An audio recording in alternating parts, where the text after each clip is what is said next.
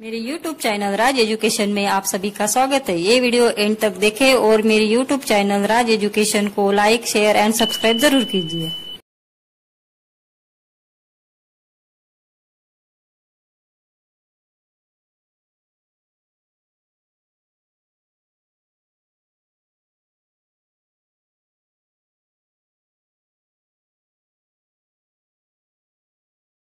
Welcome in Raj education channel. आज हम देखते हैं myths and facts about the masks कोविड-19। अभी मास्क के बारे में जो भी काल्पनिक और सत्यता है, आज हम इसके बारे में देखेंगे।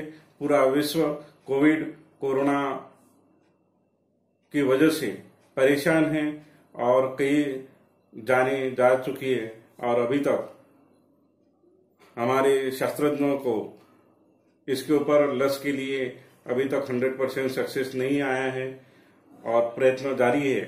तो हम आज देखते हैं कि मास्क की काल्पनिक और सत्यता क्या है।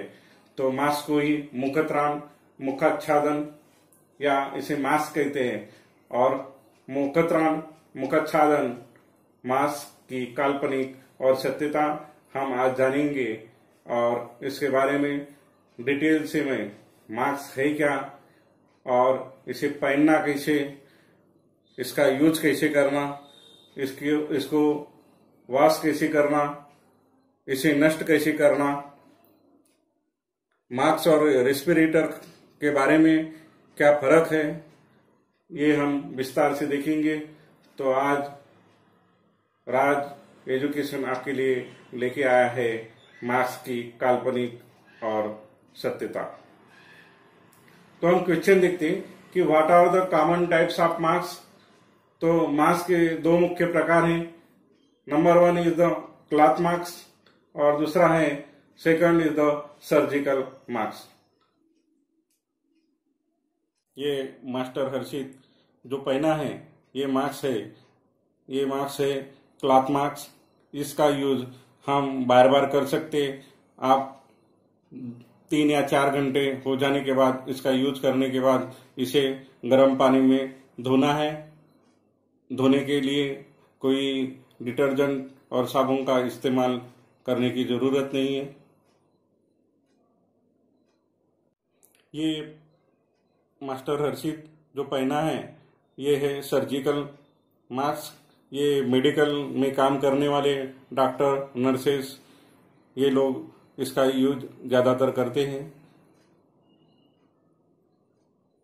ये मास्टर ने पहना हुआ है रेस्पिरेटर N95।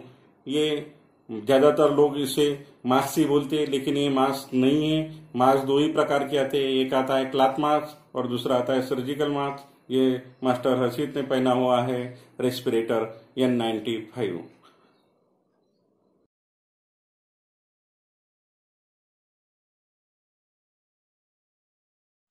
क्वेश्चन नंबर 2 है what are the respirator. Respirator किसे कहते हैं हम? रेस्पिरेटर ये एक ऐसा यंत्र है जो श्वासोच्छ्वास करने के लिए इसका यूज होता है। और रेस्पिरेटर यहाँ से हवा जो भी रहेंगी वो फिल्टर होते, वो ये बाहर निकलती है। तो इसके प्रकार कितने हैं? तो N95, N99, N100 are the respirator. ये रेस्पिरेटर है। क्वेश्चन नंबर 3 है what is the difference between mask and respirator. तो मास्क और रेस्पिरेटर इसके बीच का क्या फर्क है ये हम जानेंगे। तो मुखाच्छादन और श्वास लेने वाला, श्वासोच्छ्वास करने के लिए मदद करने वाला जो यंत्र है उसके बीच का फर्क देखते हैं। तो मास्क है जो loose fit and it does not seal nose and mouth smoothly. अब मास्क ये लूज फिट वाला होता है और नाक को वो सील नहीं करता और माउथ को फिट बैठने वाला रहता है। और रेस्पिरेटर है जो टाइट सील, और रेस्पिरेटर जो है वो क्या रहता है? टाइट सील वाला रहता है।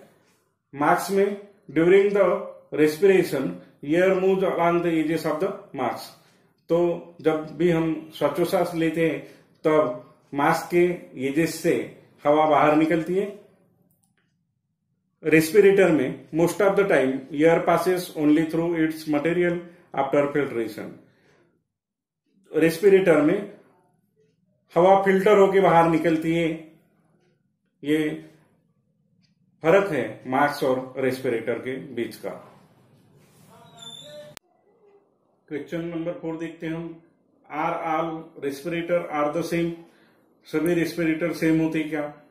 तो आंसर क्या बोला? No, respirator are graded according to their filtration efficiency. All respirator same नहीं होते, तो क्या होती है? वो ग्रेडेड होते according to their filtration efficiency. Filtration efficiency कितनी है इसके ऊपर उसकी ग्रेडिंग होती है। ग्रेडिंग होती है according to the use filter type. कौन सा फिल्टर यूज किया है उसके हिसाब से उसकी ग्रेडिंग होती है। According to the type of material used and additional feature. Material कौन सा यूज किया है और एडिशनल फीचर क्या लगे हुए हैं उसके ऊपर रेस्पिरेटर की ग्रेडिंग होती है। नेक्स्ट क्वेश्चन है, what is the efficiency grading? Respirator की इफिशियंसी ग्रेडिंग क्या होती है? तो according to the efficiency of filtration these are usually graded 95, 99, 100. Means these respirators are capable of trapping 95%, 99% and 99.9% of particles smaller up to the size of 0.3 micron size. तो filtration efficiency के ऊपर उसकी grading होती है, efficiency grading होती है। तो ये ग्रेडेड होते हैं 95, 99 और 100, ऐसी उसकी ग्रेडिंग होती है। तो रेस्पिरेटर ये ग्रेडिंग करता है, मतलब फिल्ट्रेशन एफिशिएंसी। इसका मतलब क्या होता है? तो वो क्या करता है? तो 95% तक जो भी बाहर के पार्टिकल है वो बाहर के पार्टिकल उसको अंदर नहीं आने देता, ट्रैपिंग करता है। और ज्यादा से ज्यादा मतलब स्मॉलर से स्मॉलर 0.3 माइक्रोन साइज तक का पार्टिकल वो क्या कर सकता है? ट्रैपिंग कर सकता है, उसे अंदर नहीं आने देगा या बाहर का अंदर नहीं जाने देगा। अब क्या होता है? तो ग्रेडिंग क्या है? तो P1 है, FFP1 80% तक फिल्ट्रेशन एफिशिएंसी उसकी। P2 FFP2 95% फिल्ट्रेशन एफिशिएंसी है। P3 FFP3 मतलब 99.95% फिल्ट्रेशन एफिशिएंसी होती है। इस प्रकार से एफिशिएंसी ग्रेडिंग दी जाती है। नेक्स्ट क्वेश्चन देखते हैं, what is the NR/P meaning written over mass? Mass के ऊपर NR या फिर P लिखा रहता है, तो इसका मीनिंग क्या है? तो N for not oil proof. N लिखा रहा मतलब नॉट ऑयल प्रूफ है। R लिखा मतलब ऑयल रेजिस्टेंट है और P यानी ऑयल प्रूफ है। तो एग्जांपल बताता हूं। सपोज हमारे पास है, सपोज रेस्पिरेटर मास्क N95, तो ये क्या है? N95 is not oil proof respirator mask.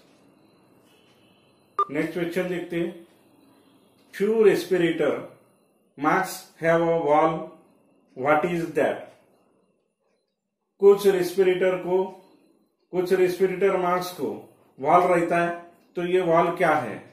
तो that wall is nothing but a simple exhalation port with one-way valve mechanism. It reduces effort of respiration, reduces heat inside the mask, dissipate humidity, and reduce CO2 the amount of from the dead space of mask. इसका मतलब है कि respirator mask को valve रहता है। ये valve ये क्या है?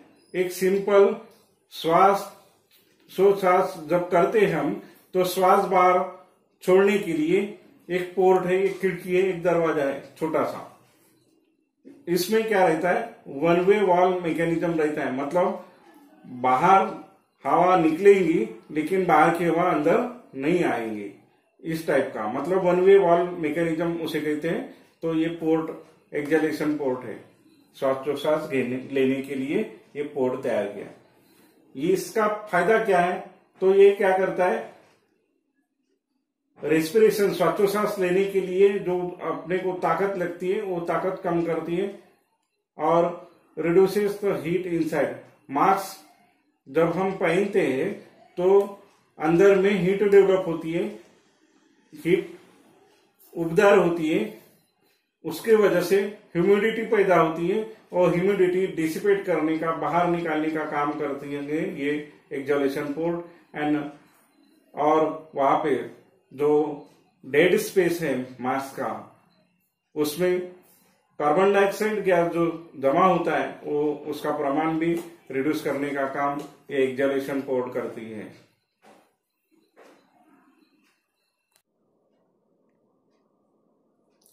When to use surgical mask, surgical mask कब यूज किया जाता है, तो surgical mask are procedure mask भी कहते हैं इसे, is the most common mask use by health workers. It is not design to protect wearer from inhaling the air-borne bacteria and viruses. It is used to block only the large particles, droplet, splashes, sprays and splatter. तो ये surgical mask जो है health worker use करते हैं और ये large बड़े size के जो पार्टिकल रहेंगे, ड्रॉपलेट रहेंगे, स्प्रे रहेंगे, इससे बचाव करते हैं, उसको ब्लॉक करते हैं। What is the filtration efficiency capacity of surgical mask, तो ये वेरी होती है up to 10% to 90% according to manufacturer, ये वेरी होता है इसकी फिल्ट्रेशन कैपेसिटी। नेक्स्ट क्वेश्चन है how one can assure about the quality of the mask, तो ये मास्क की क्वालिटी कैसी है ये सर्टिफाइड करने के लिए दो संस्थाएं हैं, एक है NIOSH और NPPTL national institute for occupational safety and health, और एक संस्था है national personal protective technology laboratory. ये सर्टिफाइड करती है कि मास्क किस क्वालिटी का है।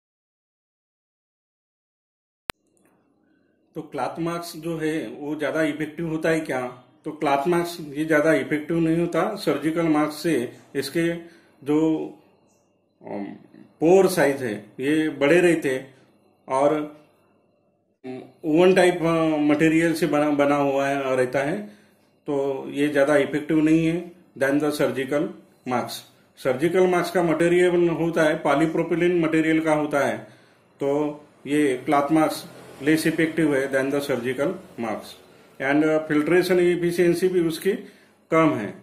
तो क्या क्लॉथ मास्क में लेयर बढ़ाने से कुछ फायदा होगा क्या, तो लेयर बढ़ाने से ज्यादा फायदा कुछ नहीं है, बस लेयर बढ़ाने से ज्यादा से ज्यादा 2% ज्यादा का प्रोटेक्शन हो सकता है और कास्ट बढ़ेगी। सर्जिकल मास्क और क्लॉथ मास्क ये रूटीनली यूज करना चाहिए क्या, तो yes this can be use routinely.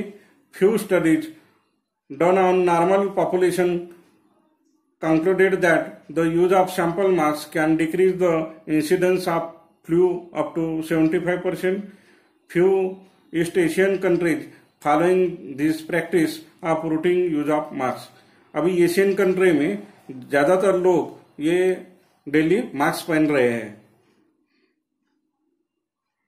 Mask use करना चाहिए क्या, बार बार मास्क यूज करना चाहिए क्या, तो क्लॉथ मास्क ये आप बार बार यूज कर सकते आफ्टर वॉशिंग, लेकिन वॉशिंग के लिए उसको 70 डिग्री टेम्परेचर गर्म पानी में उसको 4 से 5 मिनट भिगो के रखना चाहिए। उसको डिटर्जेंट, साबुन या रगड़ने की कोई जरूरत नहीं है और बाद में उसको हैंगिंग करके सुखाना चाहिए। और सर्जिकल मास्क है ये एक सिंगल यूज होने के बाद उसको जमीन में गाड़ देना चाहिए, डिस्कार्ड करना चाहिए।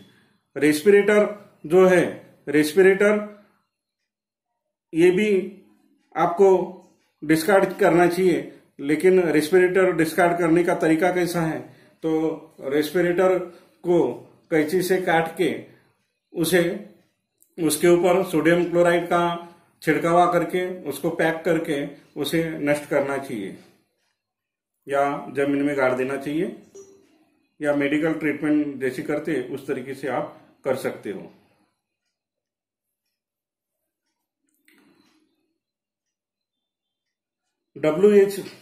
WHO का रिकमेंडेशन है, वर्ल्ड हेल्थ ऑर्गेनाइजेशन का मास्क कैसे यूज करना और किसने करना चाहिए इसके ऊपर रिकमेंडेशन है। तो normal population any type of mask is not required, maintaining the social distance and hand hygiene are the sufficient. आम आदमी के लिए कोई मास्क पहनने की जरूरत नहीं है, लेकिन सोशल डिस्टेंस का और हाथ बार बार धोना, ये 2 तरीके से आप खुद का बचाव कर सकते हैं। लेकिन जब भी आप बाहर जाते हैं तो क्लॉथ मास्क जरूर पहनिए। अब जो बीमार लोग हैं उन्होंने सर्जिकल मास्क पहनना चाहिए। Any person who has taking care of sick person should also wear the surgical mask. अब आपके घर में कोई बीमार व्यक्ति है और उसकी देखभाल करने वाला जो पर्सन रहेगा उसने भी सर्जिकल मास्क का यूज करना चाहिए। N95 रेस्पिरेटरी मास्क जो है वो किसने यूज करना चाहिए, तो should be use by the person who is potential to get expose with the respiratory secretion of the infected patient, for example during the endotracheal intubation, CPR, ventilation, bronchoscopy, ट्रैकोस्टॉमी।